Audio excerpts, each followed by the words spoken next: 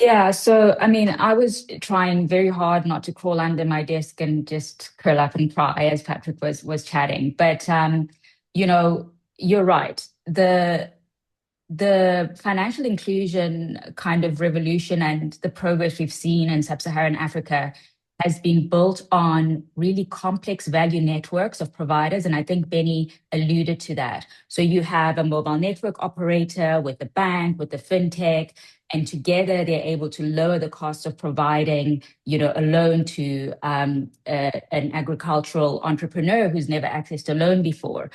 And what that does is that it does mean that the attack surface is huge.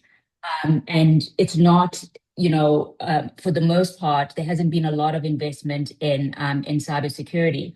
So, what I think we need to really think about is what is it that we are protecting, right? And what it is that we need to protect is this innovation in this complex value network, right? We've built on top of this now, we've started to build, things like open finance, we've got alternative data scoring and so on.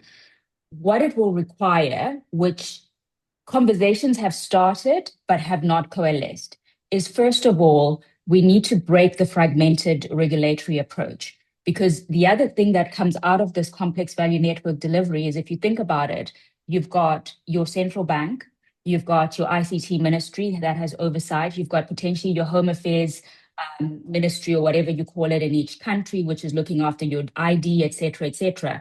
All of these people are needing to evolve policy and oversight at the same time.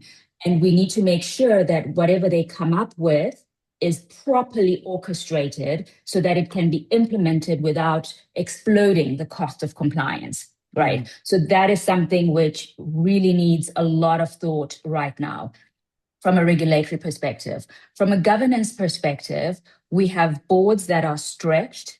All of this is really new. We need to think about how do we upskill in real time and move from kind of static conversations in audit and risk committees to more active conversations where we're talking about what are we testing, how are we collaborating with other actors within the industry. And then within the operational environment, we need to think about some homegrown innovation because in as much as they may be solutions coming out of Silicon Valley, some of them may not be fit for purpose. We do see some innovation coming out of sub-Saharan Africa, South Africa particularly. You have the likes of Orca, you have the likes of Smile Identity and so on, who are really looking around this area of cyber resilience, right? And I think we need to see a lot more investment in some of those players because there's a lot to protect here. Mm. Benny and Buhle specifically, where do you think the biggest new frictions are we're going to see those first in sub-Saharan Africa, in South Asia, that affect operating procedures in ways that we're not prepared for? So I don't know if this is a friction or really just an impact that I worry about that is likely to manifest very quickly.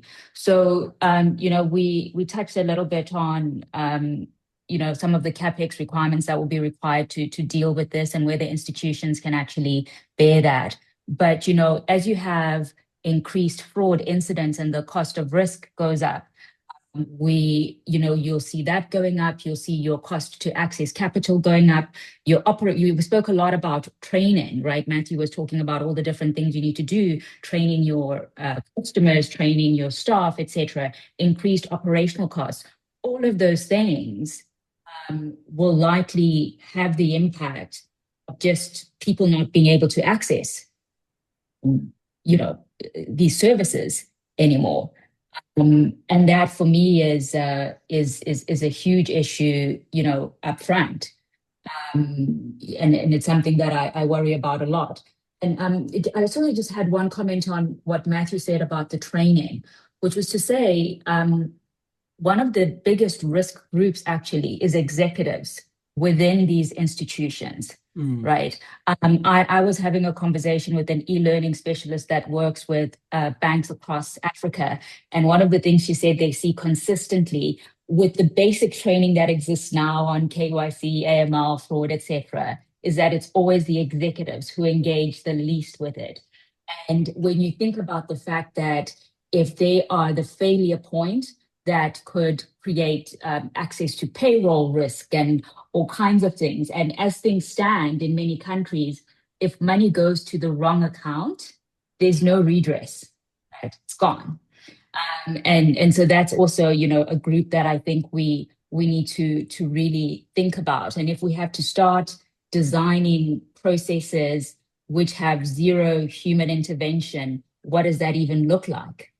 Because the humans are a major risk in the chain, right? Mm.